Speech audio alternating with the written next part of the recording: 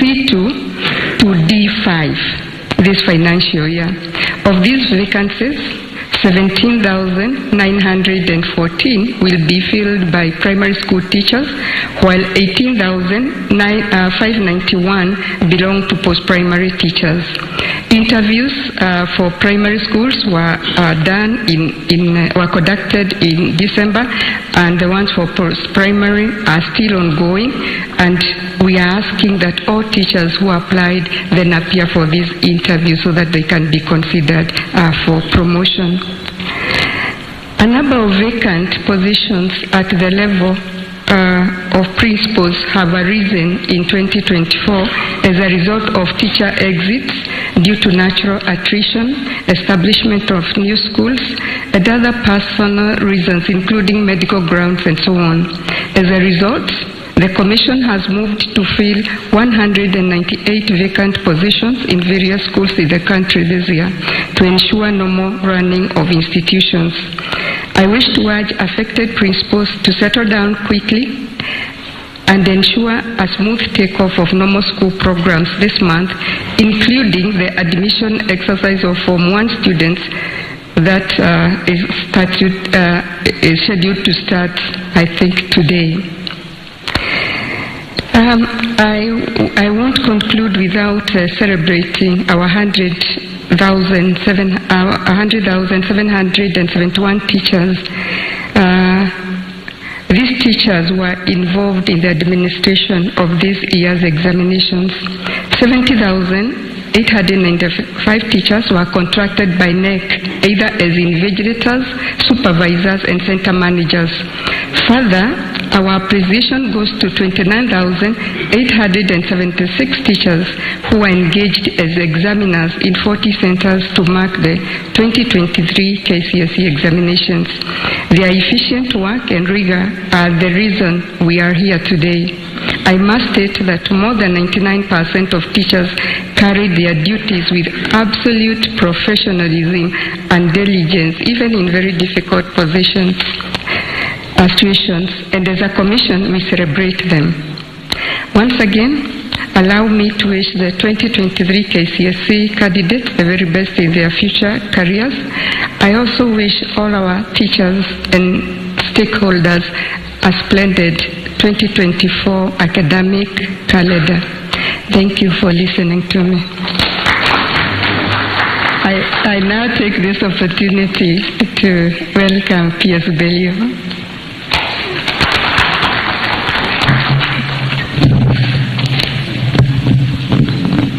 Asante sana Nancy, the Cabinet Secretary for Education,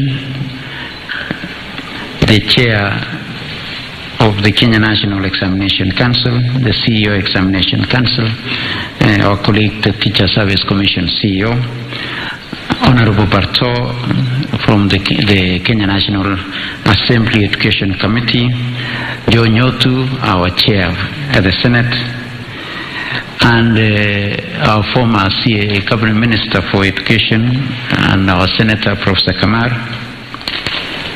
Before I make some comments, I think I would want to acknowledge and appreciate the presence of our two committees of the Parliament, and I will request Honorable Nyotu from the Senate to make some comments as we progress on this day.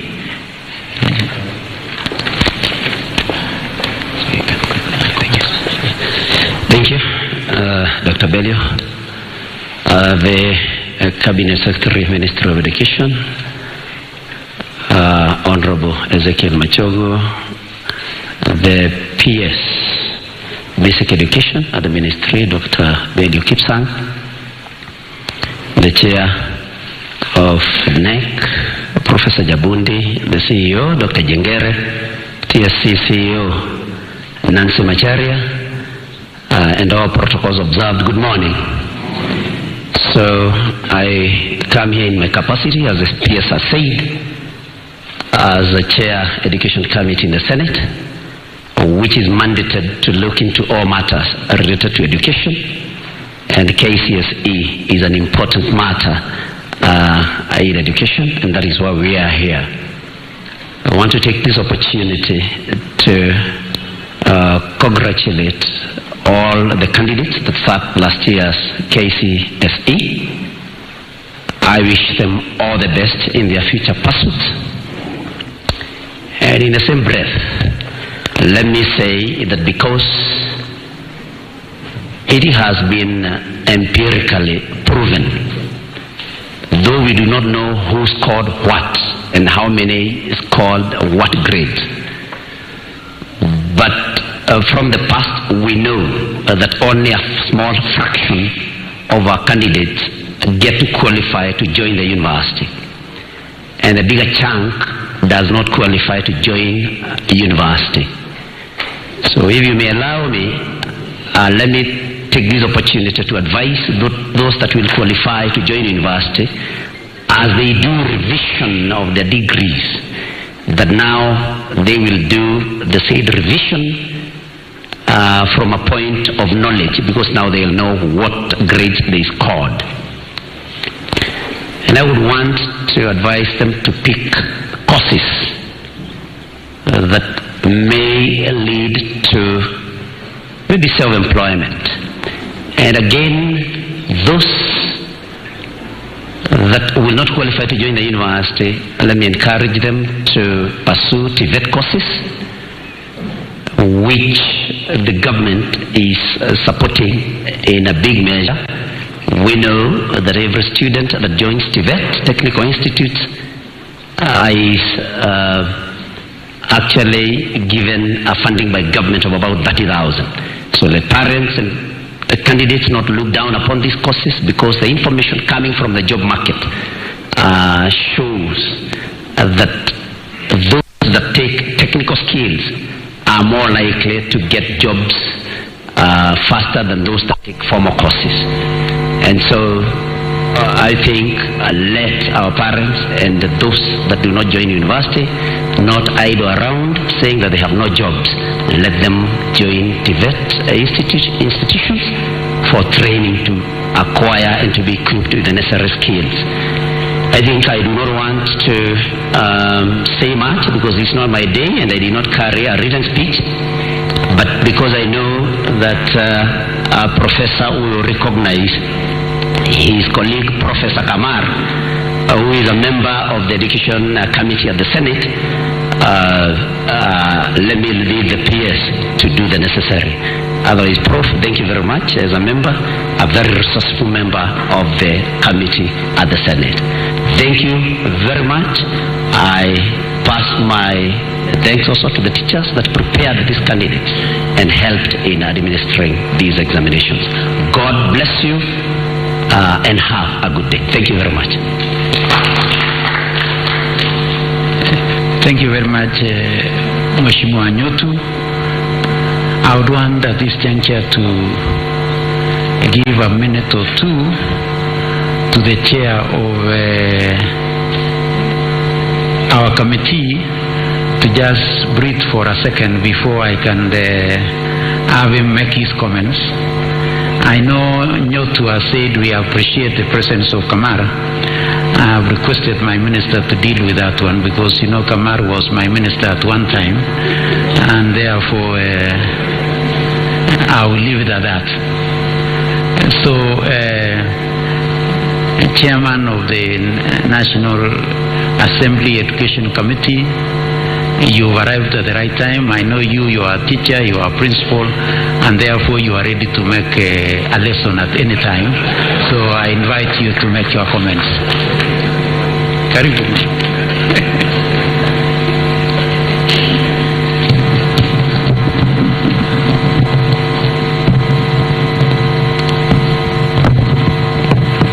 The CS Minister of Education, the Chair Council, Kenya National Examination Council, and the CEO, the Teacher Service Commission, and the Kenya National Examination Council, all the stakeholders present, and members of the public, good morning. Yes, I've come in late, but for purposes of this function, I'm not late because I've been following it all through. As a member of the Education Committee and as a chair, I want to thank Waziri, first of all, for bringing this very, very important function to Uasin Gishu, to this particular part of the country. This is for the first time that we are releasing exams outside Nairobi. And Waziri, you are devolving functions. This is very good, and we are happy for you for that. Two, as a Committee of Education, I want to note with a lot of appreciation the kind of work you did as a Minister of Education, and more importantly, that you took the recommendations of our committee on education reforms and the inquiry. The last Kcse exams was done with a lot of input from the Education Committee of the National Assembly. More so, the issues of payment of the examiners, the issue of manning the centers adequately, the issue of making sure that we have no early exposure of exams. All those particular things, we did say as a Committee of Education that we want an exam that has integrity, exam that is going to give international standards here in the country, and the Kenyans will be respected worldwide. I also want to say that as we release these exams, we as a committee, as an oversight committee, we are still going to look at it, how the whole process was, because that is the kind of work we do in the National Assembly. We shall oversight you, we shall give the advice that is required, and we also want to ask the Council that as we release these exams, every other time we have an audit of the whole process, so that we can be able to make it better as we move forward every other year. So for all the other stakeholders, especially the teaching service, we still need more teachers. You all know that the service has a shortage of almost 70,000, but we want to thank the government for employing these teachers yearly. But as we employ them, let us retool them again, because CBC requires a lot of retooling as we move to the new competency-based exam process. Otherwise, I want to say a lot of thanks. Asante Waziri, asante members of the Education Committee who've come in. Thank you, Teacher Service Commission. When I was on the way, I heard that you are going to recruit teachers. We are appreciative, and Kenyans are going to get jobs. So thank you so much. Asante sana.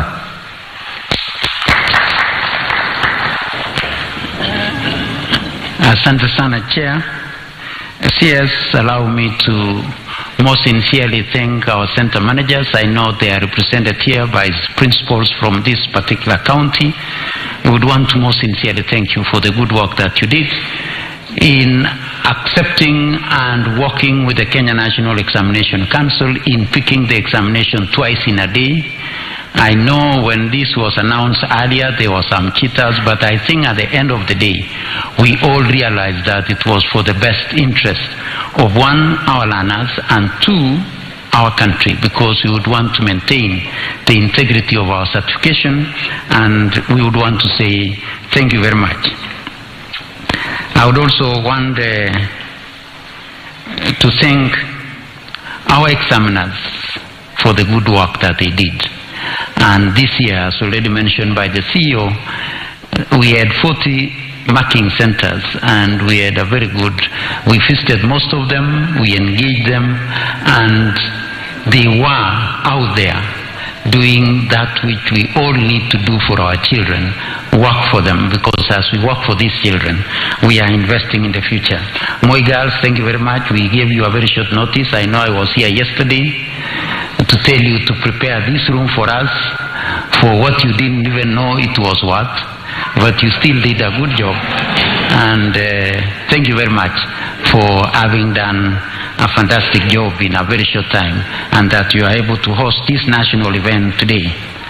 I know the Cabinet Secretary at policy level will mention, but I would want to assure our schools, assure our head teachers, assure our principals that yes, we have released captations. The resources that you are required to receive, we have released that resource. If it's not in your accounts today, it is a process. It could be in the accounts of schools today, tomorrow. The slowest banks maybe on Wednesday. But I would want to assure you that we have made the payments. The other one I would want also to assure from an accounting perspective are our examiners. is that again we have released your resources. I know NEC finalized this morning, and if your resources is not yet in your points of payment, then in the course of the day I would want to assure that we shall have paid all our examiners. And this is the first time that we are making sure that as we release results, we make sure that all our contracted professionals are also paid, because they will have done the release of results is the confirmation that there was work done. And if there was work done and a service provided, then we ought to pay for that service. So it is so important that we are assuring our teachers and contracted professionals that we are for sure made the necessary payments. Karibu, Madam Speaker, Honorable Sholei. Finally, I don't want to go beyond here. I would want also to urge and ask our principals that as we take in our Form 1s on Monday, the admission process should be through the NEMI system. So we should capture all admissions through NEMIs. All registrations for the examinations will be extracted from NEMIs. So let's make sure that all our candidates, all our students are in the NEMI system, both for public and private schools. The Kenya Education Management Information System, which transited from the National Education Management Information System, is for every school and child. So this year's registration for examination will be an extraction from the Kenya Education Management Information System, because we have realized, as the CS will mention, sometimes we have students who register and they don't turn up for examinations, and some of these students, as the CS will mention, maybe are students who may not even be there. So with those remarks, now that the CS has given me permission to request my former minister to say a word, I'll request Professor Kamar to make some comments. Thereafter, I'll request the Deputy Speaker to make some remarks. So, Karibu.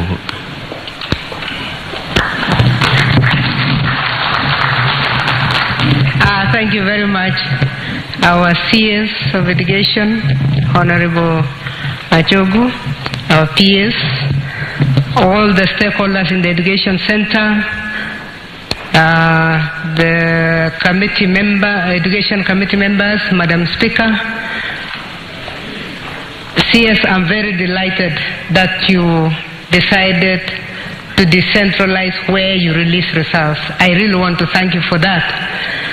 Not only because I'm from Wasingishu, but also because I'm an old girl of this school. I was in Highlands those days.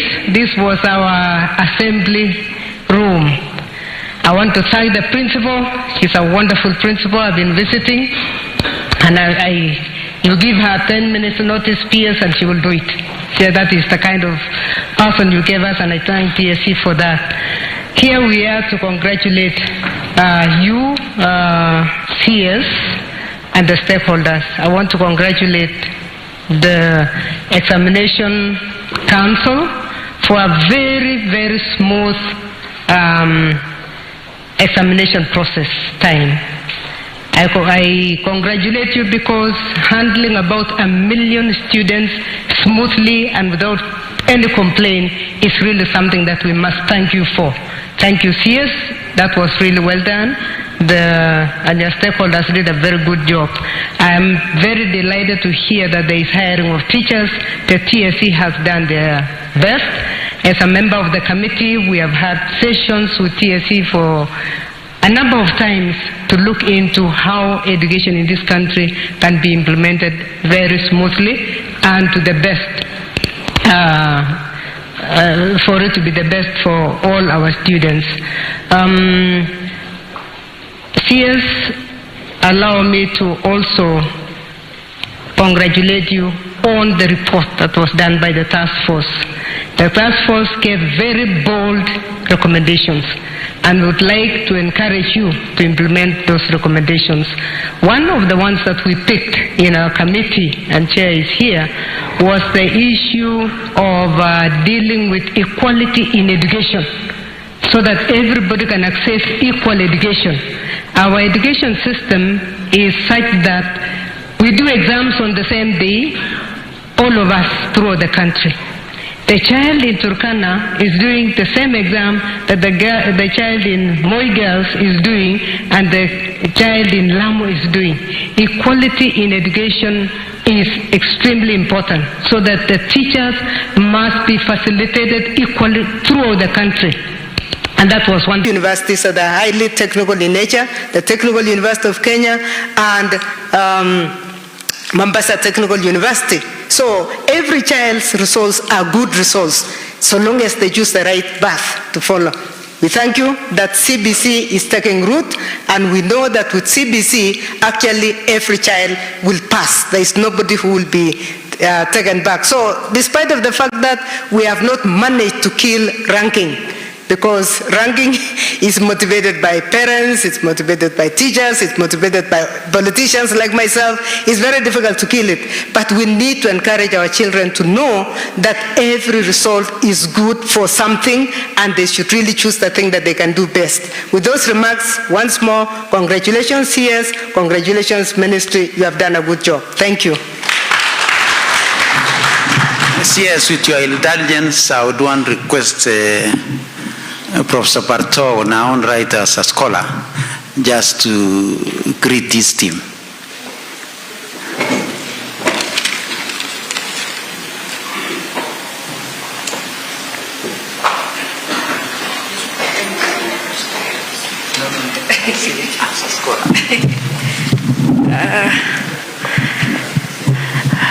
The Cabinet Secretary, Ministry of Education, the PS, the Chair of NEC, the CEO, my colleagues from Parliament, led by my Deputy Speaker, Gladys Bose, the members of Senate, Professor Kamar and Dr. Nyotu, the Chairman, Education Committee, all the directors, station managers, and all dignitaries present. I want to take this opportunity to say good morning. As my chairman, Education Committee has spoken, it's not in order for me to come after him, but all the same, the PS said I'm speaking here in the capacity of a scholar. My name is Professor Phyllis Chepkemoi Barto. I'm a member of Parliament, Moiben constituency, which is just next door, and also a member of the Education Committee. I want to take this opportunity to congratulate all the candidates, the 2023 candidates whose results are going to be released today, and to tell them that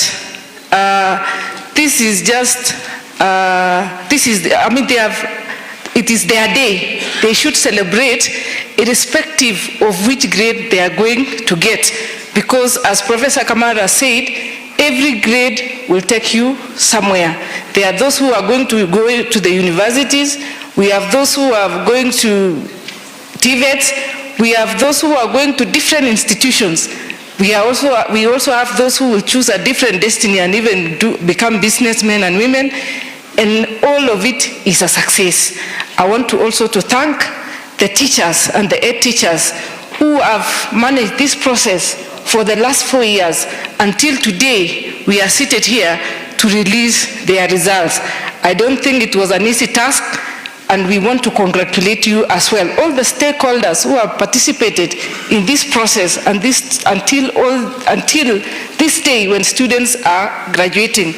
I was also a teacher once upon a time, and I rose through the ranks until I became a professor in the university, and I am a product of education and a testimony that education is indeed an equalizer. And together with the members of the Education Committee, We have been part and parcel of the processes and the education reforms, and whatever we are witnessing today, we have been in the process. We have been in the mix, and we have been working very closely with the Cabinet Secretary and the entire team in the ministry to see that the education standards at least are upgraded. We have been working hard to improve the budget so that we employ many teachers, and over time, and even with the support of the government, our able President, His Excellency Dr. William Samoei Ruto, has also been supporting the education reforms very much, and it is his wish that we have the best standards. I would also want to thank the ministry through the Cabinet Secretary that they did not just prepare the results and also the CEO NEC, but they also went ahead and subjected them to international standards, so that whatever is being released today, it is an indication that these results are credible.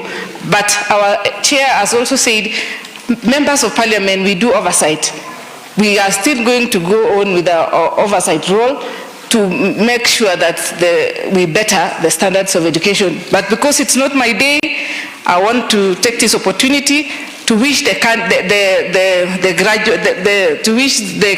the 2023 candidates whose results are being released today, the best. Asanteni sana, Mungu awabariki. Thank you very much. I would want now to move quickly and invite the Deputy Speaker to make our comments. I know we've had some little consultation with the CS because we have another function not in a very long time, so we shall move with speed. Thank you.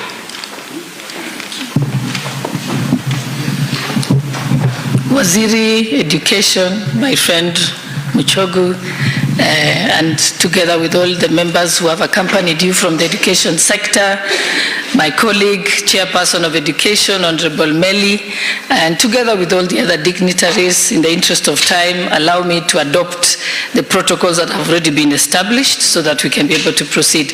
And all distinguished guests, good morning. It gives me great pleasure to stand here today as a former student of Moi Girls Eldoret. This is the very room that we used to have our assembly in. It was still a very small school those days. And today I've come accompanied with my cousin who was always my classmate, Chebet Chemjor. So I was telling her, let's go back to our old school and support Waziri. So Waziri, thank you for actually having the wisdom to decide to announce the results, not only from my hometown, but also from my former school. Thank you. And for me, this announcement of results is very dear to me because, like Honorable Kamar has said, that we should encourage, and that is my message to those who will receive their results today. I congratulate you all for whatever results you will get. But most importantly is to tell you that whatever results you get is not going to define you. I must tell my own story. When I did my CPE in Hill School Eldoret, I was at the bottom of my class. I had the lowest mark in Hill School in that year. Totally at the bottom. In fact, I couldn't get a place in secondary school. But because my sister was already at Loreto Convent, Matunda, the nuns decided to allow me to go to the school, just to keep us together. And by the time I finished at Loreto Matunda, I was top of my class. And by the time I came to this school, I was right at the top of the school. So I always tell young people, one result does not define you.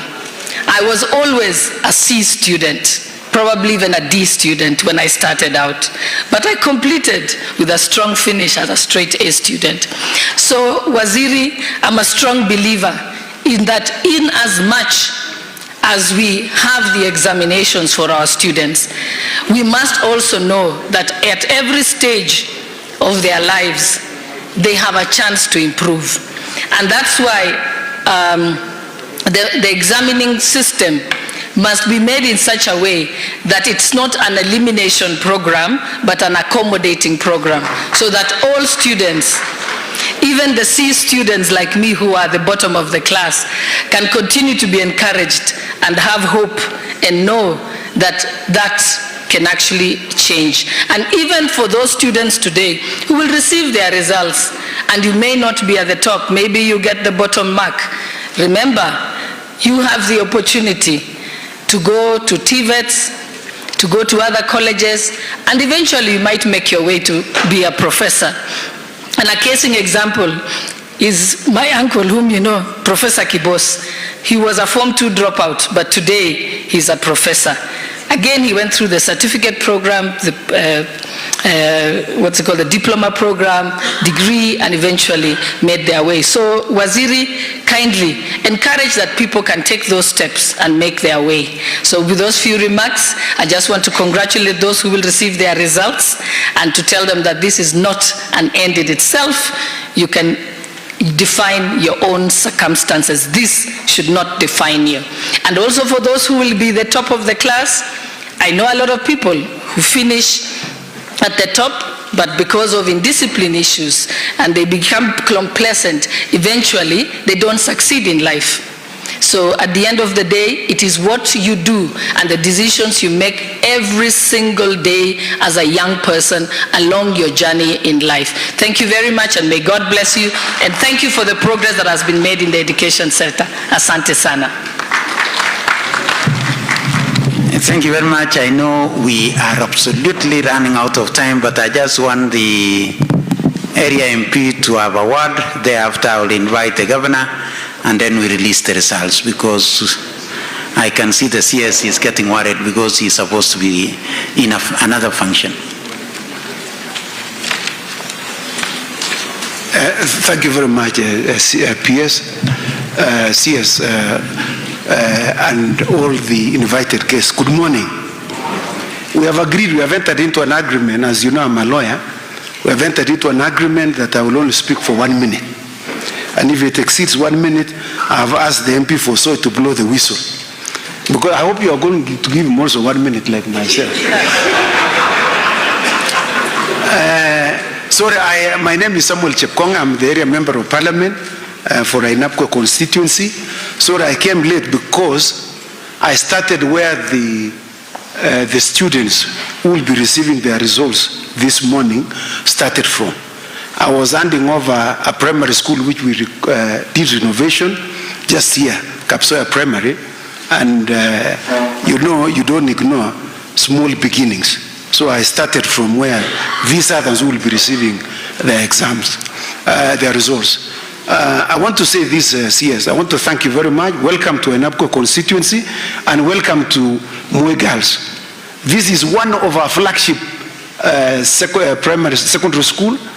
They ordinarily take 99.5% to university. So when you release the exams, I hope it is going to be 100%. If it is known, then we will doubt.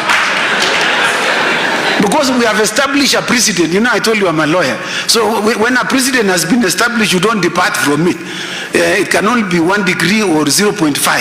So the results we'll be expecting this morning for Moe Girls would be in excess of 99.5%. And if we don't get there, we know that we'll doubt the results. We will know that we didn't work very hard. You know, I want to finish by saying, as you have made this place, indeed your home this morning to release the exams, we are truly very grateful that you have honored us as a constituency and as a county. So I want to thank you very much, because when President Nelson Mandela came out of prison in 1991, this is what he said. He said, and he found South Africans who were very poor in terms of education. They were very ignorant because they were not taught on a number of issues. And he said education is the most powerful weapon you can use to change your world. So, Mr. Minister, as you release these exams, I am sure those who will be receiving the exams, whatever grades they will get, that grade will change their world. Whether they will get a C minus, which, as you know, Mr. CS, I have 2 TTIs in my constituency. I have RVTTI and I have KTTI in Kipkabos. And I'm also completing KMTC in Banforest. which will be opening in August. And so we have very many places where these students will go. So nobody is a failure. Everybody will have succeeded in whatever grade they would have gotten. I thank you very much, and God bless. Thank you very much. Governor, you can come and then recognize your senator, because I can see your senator has come. I would want to recognize the Education Committee members, Honorable Nabi, Nabuera who is here, Toroitich who is also here. I would want to recognize the MP for Soy, DK Kiplagat is here also. So, and this universe. Thank you very much, and God bless you. Asante sana, Governor. So finally, I would want to request our colleagues from the field who are here that immediately after this, we have a function at Kamagut Primary School. Let's all meet at Kamagut. And with those remarks, it's now my humble duty to request and to invite the Cabinet Secretary to now release to make his comments and release the results for 2023. Karibu Waziri. Yeah, thank you very much, PS. Your Excellency, the Governor of Wasingis County, the Principal Secretary, Minister of Education, State Department for Basic, the Chairman, Kenya National Examination Council, the CEO, and the CEO, Teacher Service Commission, my Chairman, Senate, Chairman, National Assembly, Madam Speaker, and all the members of Parliament present here, not forgetting the host, Mr. Kirui, the principal, thank you very much, the county commissioner, and all the senior officials from the Ministry of Education. Good morning. Members of the fourth estate, thank you very much, good morning. Yeah, thank you very much. This morning, I had an exceptional engagement with His Excellency the President of the Republic of Kenya, Dr. William Samoei Ruto, as a prelude to this event, during which I will be releasing the 2023 Kenya Certificate of Secondary Education Examination results. Our lengthy conversation also attended by my senior education sector leaders who are together with me here, focused on the broad, deliberate, and robust reforms that our country is so ably rolling out in the face of a challenging economic environment. One of the discussions was on teacher employment, and my chairman is here. His Excellency made it clear that in the next financial year, we will again be employing another 20,000 more teachers. During our engagement, His Excellency President Ruto made it abundantly clear to us about the government's unwavering commitment and undivided attention to the provision of quality education to all Kenyan children, right from the ECD level to university. The President instructed us to ensure that there would be no Kenyan child who would be left behind in the enrollment to school, retention, transition and progression until completion of the basic education level in line with our Constitution. Additionally, the President gave us firm instructions to particularly ensure that runners from all sets of households, especially those whose families are at the bottom of the economic pyramid, are financially supported to access all levels of learning in tandem with the government's bottom-up economic transformation agenda. The release of 31.34 billion to primary, junior, and secondary schools. To buttress the President's commitment, the provision of the free learning program in the primary school level and the free tuition learning program at the junior and the secondary school levels, the National Treasury released Kenya shillings that 1.34 billion to support learners enrolled in the subsector. These funds have effectively cleared the way for a smooth opening of schools for the first term of the 2024 calendar year countrywide as effective from today. This disbursement was distributed as follows. Free primary education 4.74 billion. Capitation for junior schools, 7.60 billion. And I'm also happy that His Excellency and the government gave out examination and invigilation fees 2.80 billion, and like before, where those who worked in refrigerators and the rest used to wait for almost a year, today we're actually completing each and every payment. There will be nothing pending. Secondary schools, government has given out 16.20 billion, making the total 31.34 billion. I did have an engagement that was last week on a Tuesday between my peers, the CS National Treasury and the PS National Treasury, and the money was released to us on Wednesday. We have dispersed this money to all the schools, and I'm sure that the money must by now be in the respective accounts of the schools, may it be primary, junior school, or secondary schools. This year, our first cohort of the CPC will be transitioning to grade 8 and the junior school. Although we are also excited at this milestone, we are also aware that the cohort will be transitioning to grade 9 in 2025 and will be expected to pose a massive strain on our existing infrastructure. To preempt this crisis, the government is set to spend 12.8 billion to facilitate the construction of classrooms in the junior schools in conjunction with members of Parliament. Through these funds, we expect to have 15,015 classrooms ready for use in junior schools for grade 9 next year. In line with the Presidential Working Party on Education Reform report, the Ministry of Education has rationalized the number of learning areas and the curriculum designs in terms of scope and integration of subjects within learning areas as a way of eliminating content overload and overlaps in the basic education. The Ministry has already issued instructions to schools to ensure that the implementation of these changes starts with effect from today in all schools hosting CPC runners. I wish to assure the country that the Ministry, working with the Kenya Institute of Curriculum Development, has started a process of reviewing textbooks aligned with the rationalized designs. In the meantime, I urge teachers to continue using the existing already approved textbooks since they have relevant content, tasks, and assessments for runners as guided by the curriculum designs. I have directed the Kcse to ensure that the curriculum designs are updated in the Kcse website by the end of this week.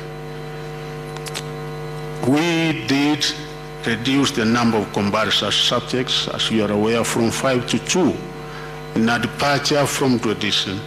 This is the first Kcse examination research to be released under the new grading structure that was implemented in the year 2023 Kcse examination.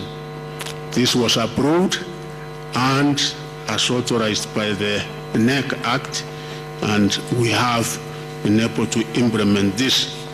Under this system, the overall grade at Kcse examination has considered mathematics the best performed language subject, among them English language, Kiswahili, Kenya Sign Language, and the best performed 5 subjects. As you will find out when I release the results, the new reform measure will allow a larger number of students to pursue courses of their choice at their universities, diploma and achievement training at certificate and arts levels. That was previously not the case, as the system was more restrictive.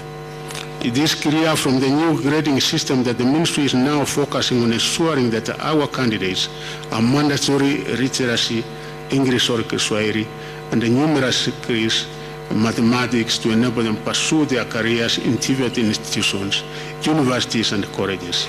Arising from the changes in the new grading system, therefore, I am directing the Kenya Universities and College Central Placement Service, KUPS, and the universities to align their cluster points and the entry requirements with the new reforms to avoid disadvantaging the candidates. I ask the NEC to complete their process and hand over the final results to KUPS to pave the way for the start of the placement process. Additionally, I direct the KUPS to mount a robust career awareness campaign among the 2023 Kcse candidates to ensure all students understand the new TVET and the university entry requirements under the higher education funding model that was launched last year.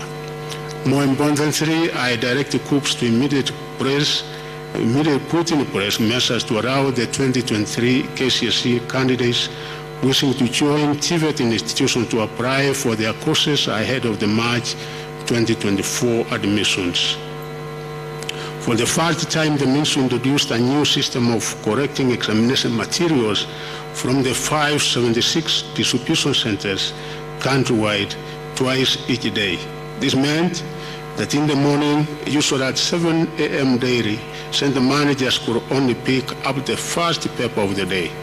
If the candidates sat the first paper of the day, the center managers were then required to return to the distribution centers to pick up the second paper that the candidates could sit in the afternoon.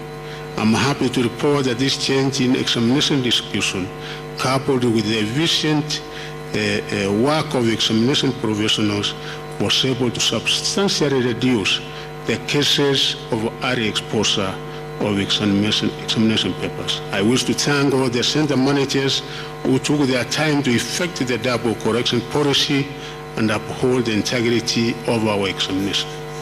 The release of the Kcse examination will be followed by the release of the Kcse reports for candidates who sat the grade 6 assessment in 2023 in the next few days.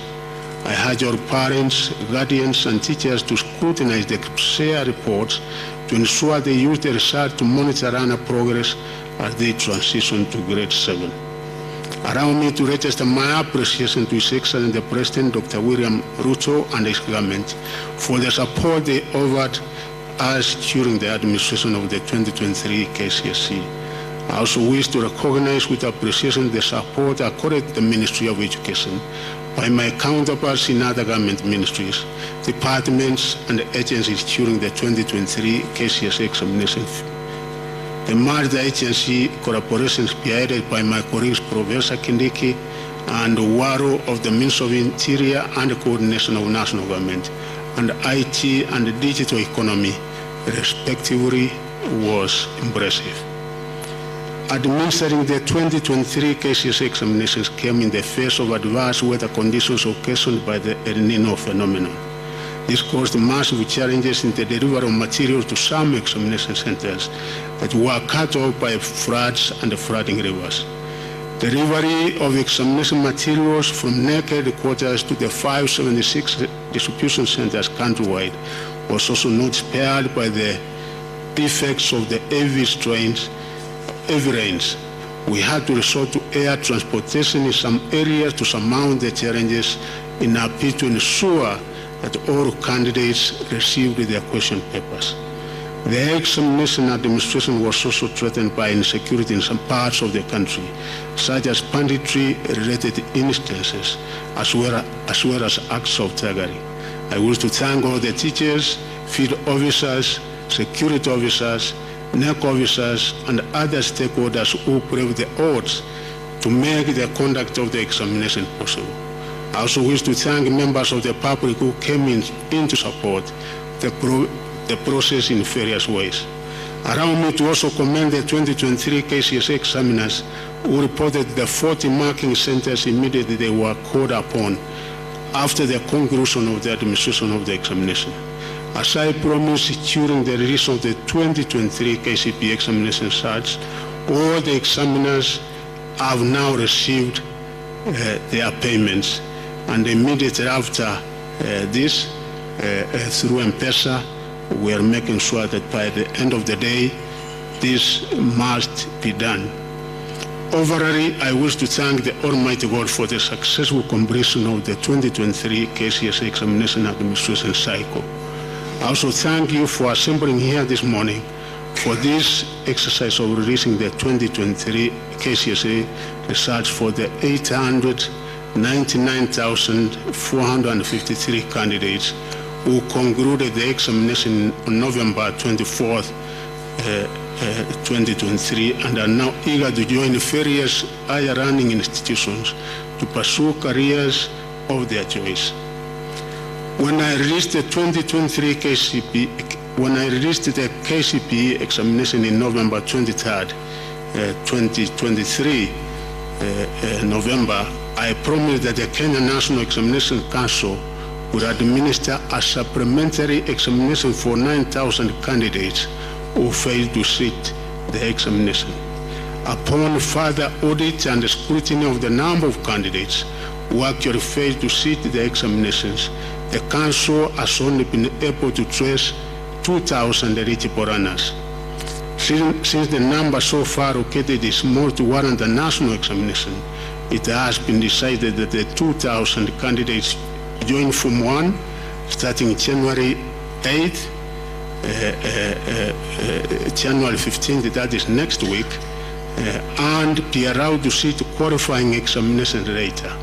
They will, however, be advised to ensure they sit the individual qualifying examinations by the time they join Form 3 to enable them to be registered to sit the Kcse examination at Form 4. I direct the Council to release further guidelines regarding the entry examination. During the 2023 Kcse examination, a total of 899,453 candidates sat the examination compared to 881,416 candidates in 2022. This represents an increase of 18,037 candidates, which is 2.05%. However, I should note that the number of candidates that sat the Kcse examination last year, was raised by 3,685 compared with the number that actually registered to sit the examination. I am concerned with the number that failed to sit the examination, as it could point to a situation where some schools could be inflating the figures of registered candidates to meet the minimum threshold of 30 candidates required to be enlisted as an examination center. Although there could be more reasons for the missing candidates, any misrepresentation of figures could imply a wastage of public funds in the government pays examination fees for candidates based on the data submitted by schools. I therefore direct the relevant Directorate of Quality Assurance to work with the Kenya National Examination Council to investigate the 3,685 candidates who failed to sit the 2023 Kcse examination, with a view to unearthing the true identity and whereabouts of the 899,453 candidates who sat the 2023 Kcse examination. 450,554 were male, while 448,899 were female, representing 50.09% and 49.91% of the total candidature, respectively. This indicates that the country has achieved gender parity at the secondary education level. During the year 2023 Kcse examination, 11 counties had a significant entry of more merit and female candidates. These were Garissa, 66.39% compared to 33.61%, Mandera, Wajir, Turkana, Samburu, Narok, Mabei, West Pokot, Mombasa, Migori, and Ramu, while 9 other counties had a significant entry of more female than male candidates. This being Vihiga, Elgeyo Marakwet, Kirinyaga, Meru, Kiambu, Nairobi, Kisumu, and Kitui. The number of candidates who were aged 16 years and below increased from 12,710 in the year 2023 to 16,040, which was 1.776% in the year 2023. The highest percentage of candidates registered for the 2023 Kcse examination were within the appropriate age bracket of between 17 to 19 years, constituting 632,288, which was 70.01% of the total candidature.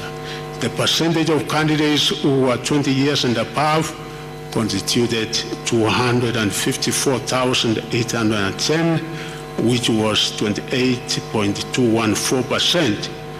Out of the 30 subjects offered in 2023, 12 subjects recorded a significant improvement in performance.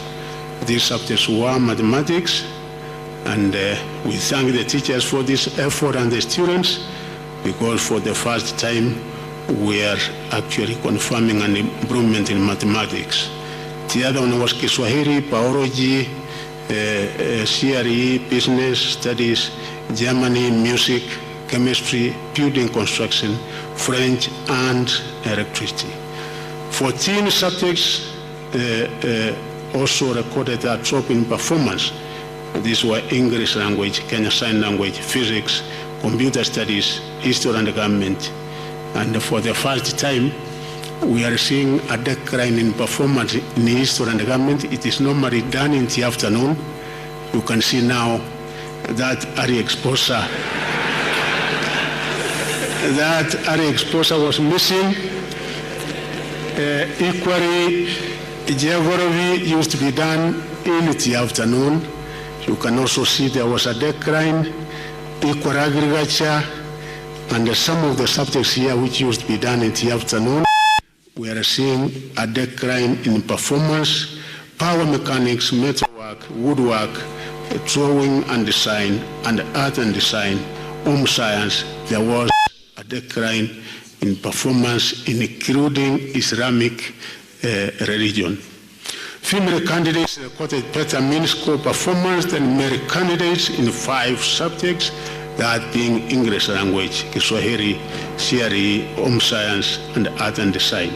Male candidates recorded better mean score performance than female candidates in 10 subjects, this being mathematics, biology, chemistry, general science, history and government, geography, agriculture, computer studies, and business studies. There were 1,216 candidates, which is 0.14%, who obtained an overall grade A in the year 2023, compared to 1,146,000, which was 0.13% of the candidates in the previous year, that is 2022.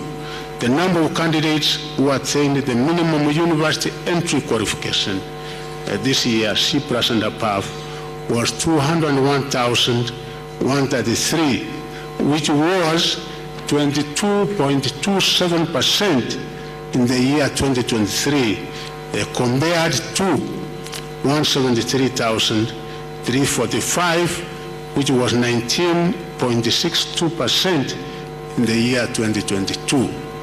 This is as a result of the application of the new grading system that reduced the number of compulsory subjects required to compute the mean grade.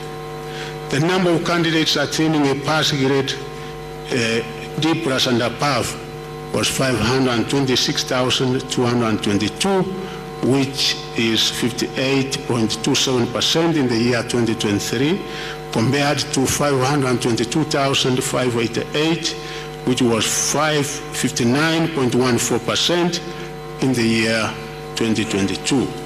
The national schools produced the highest number of candidates with an overall mean grade of A, where we had 889 A's from national schools, which was 2.486%, followed by county schools, 172 A's, which was 0.096%.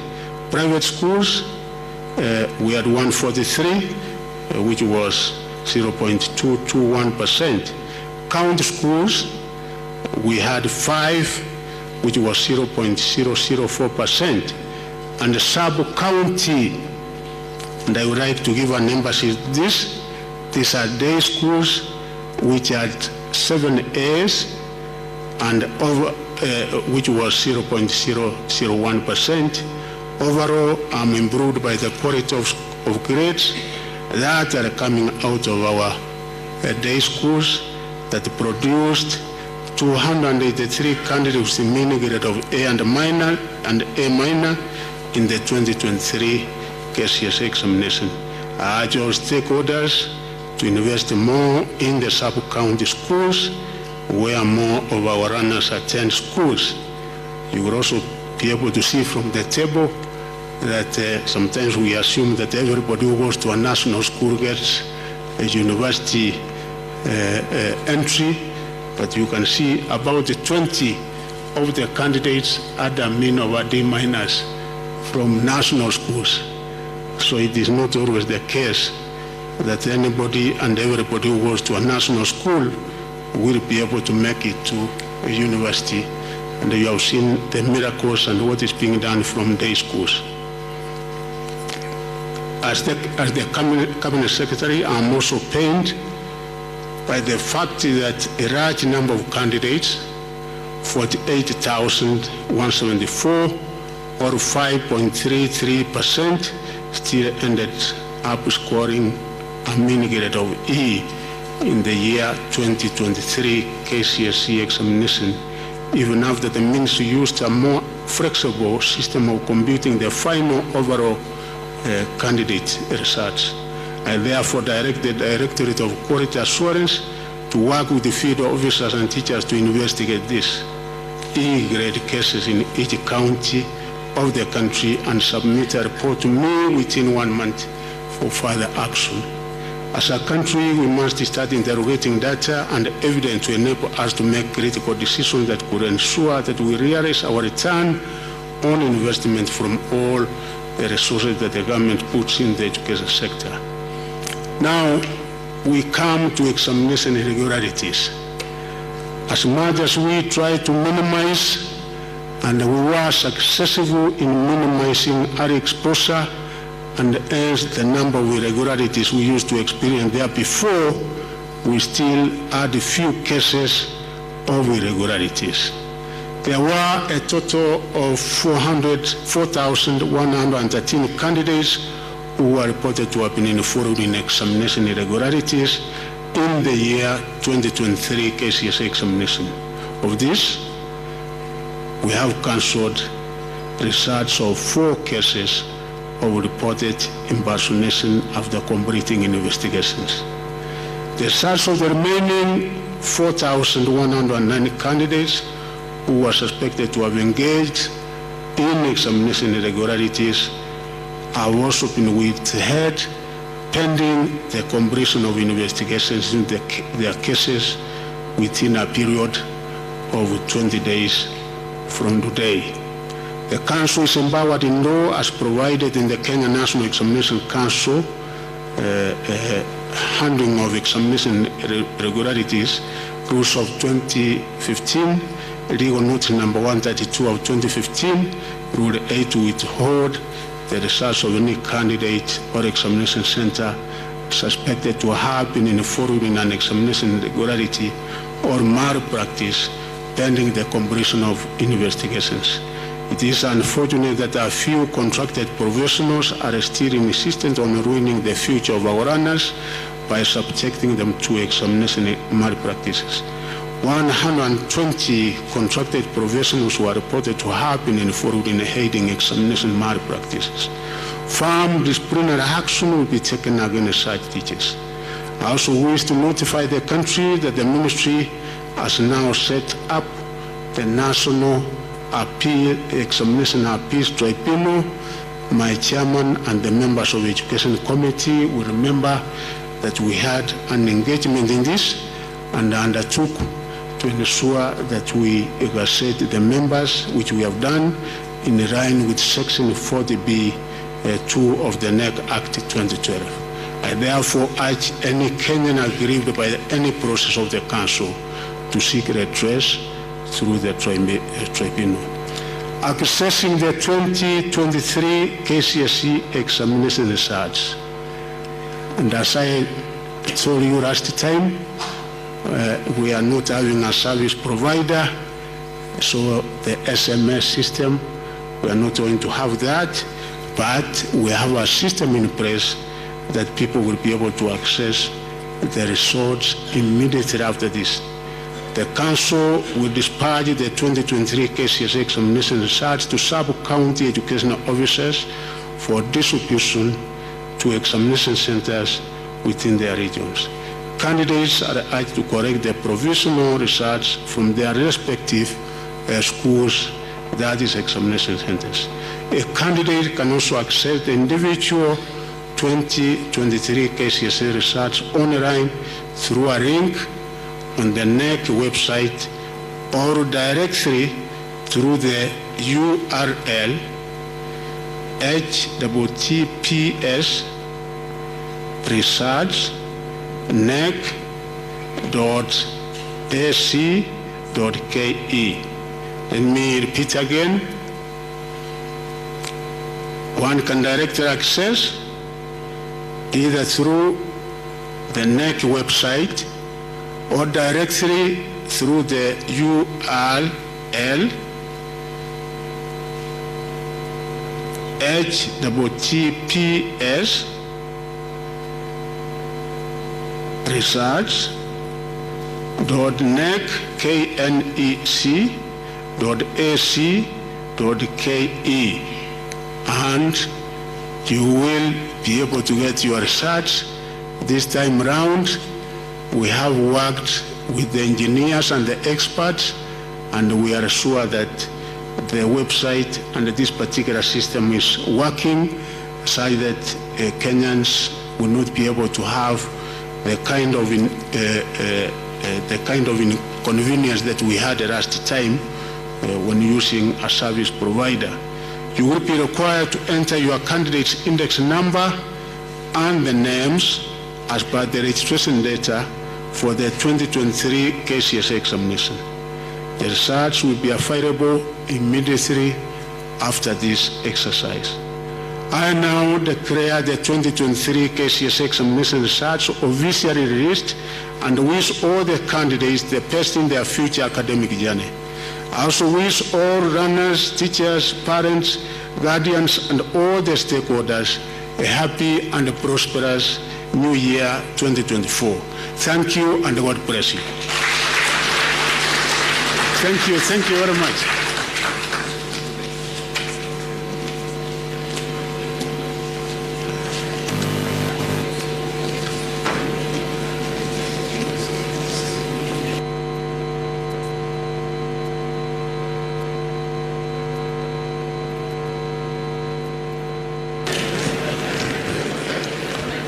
Okay, we are now going through the ceremony where the official results are being handed over to our Cabinet Secretary.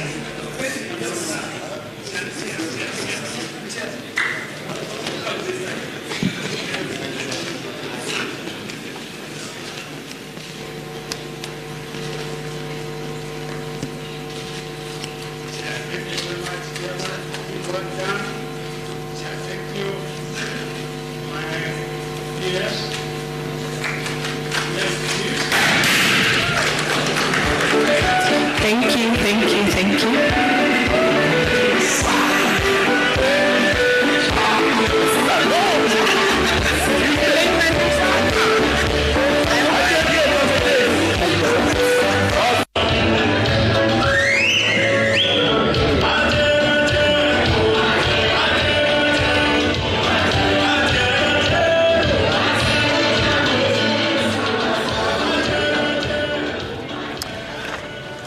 There we go, and the 2023 Kenya Certificate of Secondary Education is officially now out following the speech that was given by the Cabinet